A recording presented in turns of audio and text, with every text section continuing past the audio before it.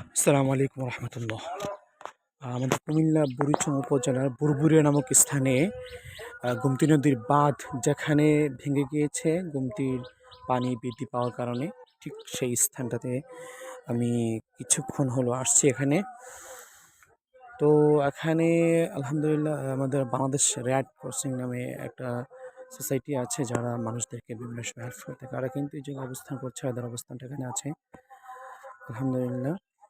আর আমি রাস্তায় দেখলাম যে আলহামদুলিল্লাহ অনেক স্বেচ্ছাসেবী অনেকগুলো টিম যারা এখনো পর্যন্ত কাজ করে যাচ্ছে আলহামদুলিল্লাহ। ভাঙ্গার স্থানটা যদি আমি আপনাদেরকে একটু মূল স্থান থেকে আরেকটু কাছে গিয়ে দেখানোর চেষ্টা করি, তাহলে একটু দেখা যাবে যে কতটা ভয়ঙ্কর ছিল, কি পরিমাণ গভীর হয়ে গেছে, যে এটা দেখা যাচ্ছে স্থান থেকে। আর এখানে কিছু জেলে আছে যারা মাছ ধরছে।